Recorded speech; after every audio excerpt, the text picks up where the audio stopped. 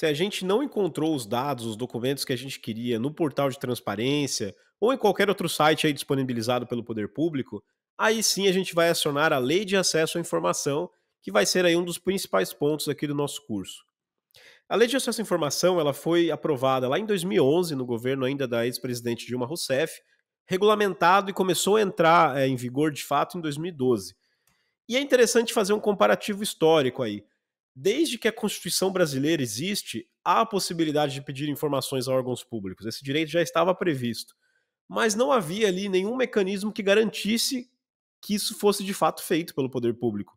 O poder público poderia, por exemplo, demorar meses para te responder, ou responder aí num formato que não fosse o que a gente solicitou, ou dar informações que nem são exatamente aquilo que a gente perguntou, né? Então, a Lei de Acesso à Informação, ela veio justamente para colocar uma lista de regras em como o poder público deve responder aos pedidos de informação feitos pelas pessoas. Então, basicamente, prazo para que as pessoas sejam respondidas, formato, criação de estruturas dentro da própria burocracia, né, dentro dos órgãos públicos, para que eles tenham disponibilidade de pessoas, de equipamentos, de tecnologia, para responder o que as pessoas estão perguntando de fato. Então, a lei veio para regulamentar aquilo que já existia na Constituição.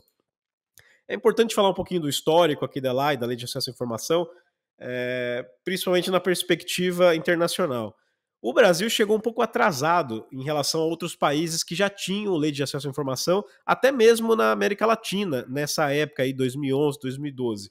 Mas, por outro lado, pelo fato de a gente ter chegado nesse momento, é uma lei que chegou de maneira mais moderna, vamos dizer assim, de maneira mais condizente com o momento tecnológico que a gente vive. Então, no Brasil, em regra, a gente não precisa enviar uma carta para um órgão público para ter uma resposta, para ter uma informação que a gente precisa. Praticamente todos os órgãos possuem aí alguns sites, estão vinculados a algum site, alguma ferramenta digital para solicitar acesso a informações. Outra vantagem é que tem muita coisa que está concentrada num site só, diferente de outros países. Então, no caso do poder público federal, por exemplo, governo federal, a gente pode pensar em ministérios, autarquias, forças armadas, tá tudo num site só. Você faz um único cadastro e por meio desse cadastro você pode pedir informações para todos esses órgãos em qualquer momento, de maneira muito simplificada.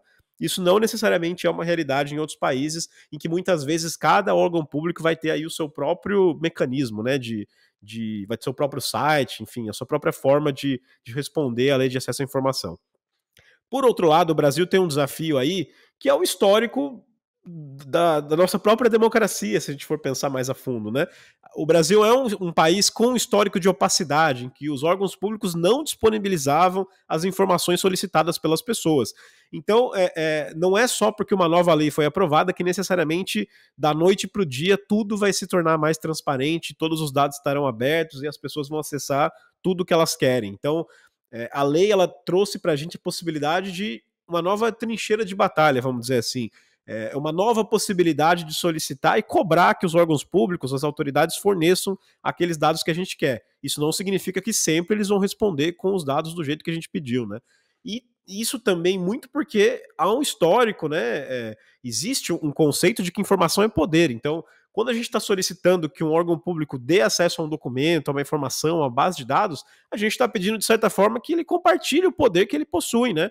Que compartilhe informações que a gente vai poder usar de outras formas, que no histórico de outros países, inclusive, são usadas para criticar o próprio comandante, né? A pessoa que está ali no cargo de ministro, de ministra, no cargo de secretário, enfim, que está ocupando uma posição de poder. Então, não é porque existe esse direito legal que esse direito não vai ser muitas vezes disputado ou até questionado.